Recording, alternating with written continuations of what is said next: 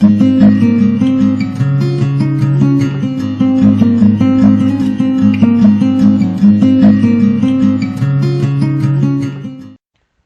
friends, my name is Assis. I welcome you all to my channel, My Schooling.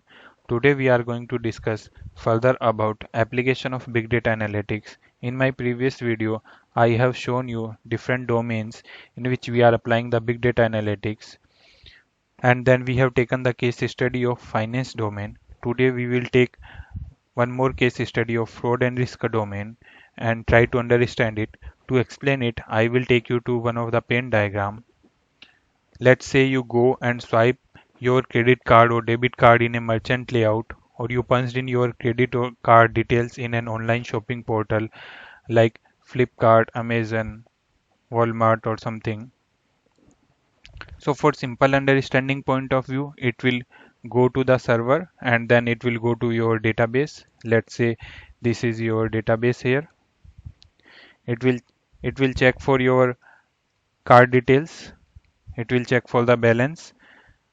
If balance is there, it will be authorized. If not, it it will simply deny by saying insufficient balance. And in some countries like India and many other countries, there is a third level security where you need to enter an OTP or another password.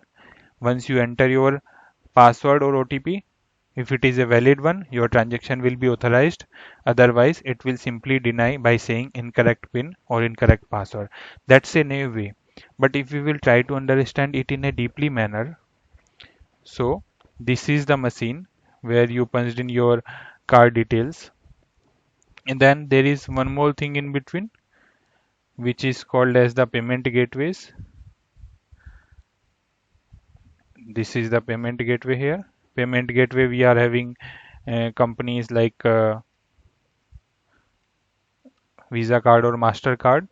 So first your transact from your machine, your transaction will be moved to payment gateway companies, and from there it will go to the databases.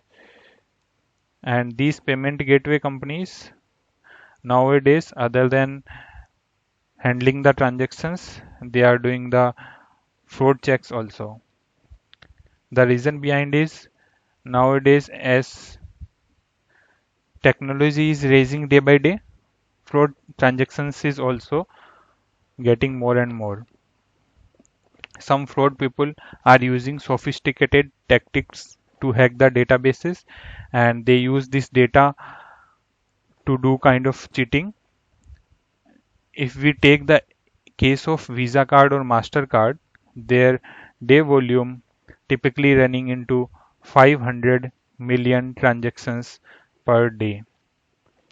And industry research reported that out of these 500 million transactions, around 4% transactions are fraud transactions.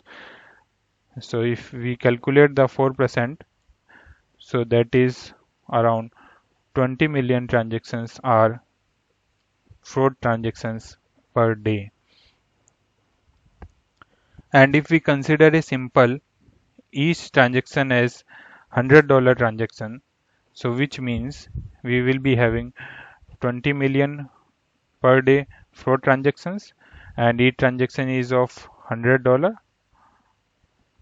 So we are having, this would be $2000 million, means $2 billion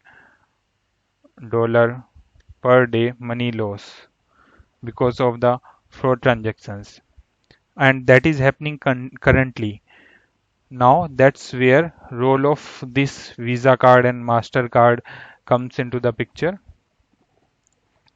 They applied some sophisticated fraud detection algorithms to handle these fraud transactions. So with the moment you swipe in your card or you enter your card details in a web UI or mobile UI, it's not only credit check or balance check it will do, it will also do fraud checks. Now there are some dynamics involved here. Let's try to understand them. Fraud check is, it is not a query which it will go and run that in a DB and tell. There are multiple fraud rules are there. Some of them like this card is being used in US for last 3 years. All of a sudden, this card is used in Delhi airport. It could be possible that you have actually traveled from US to India. Or another case is somebody had stolen the details and they had started using it.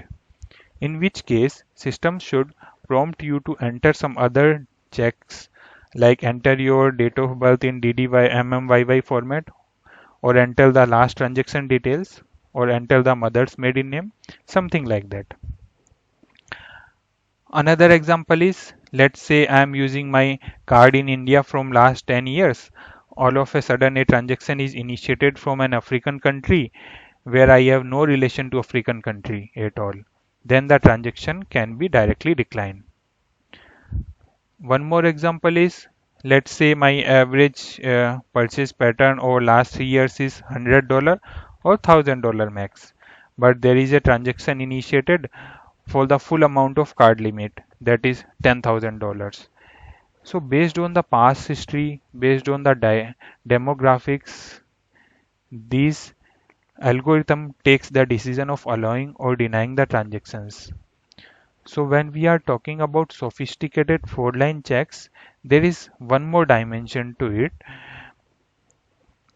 Here, if you really see,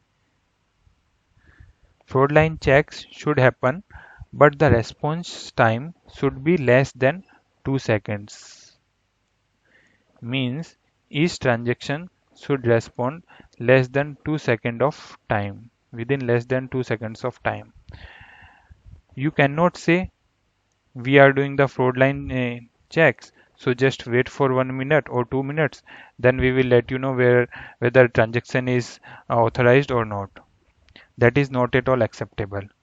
No matter what checks you are doing, the response time should come within less than 2 seconds of time. And if we talk about the peak time, like when there is a festival time in India and China, these Visa card and MasterCard are actually facing 5,000 transactions per second, which is called as TPS, transactions per second, which is of course definitely is a high volume. On these 500 transactions per second, the system will go and run sophisticated machine learning algorithm, sophisticated machine learning rules, and each of the transactions should respond within this less than 2 second of time. So these are the dynamics involved here, and this is the expectation from this Visa card and MasterCard.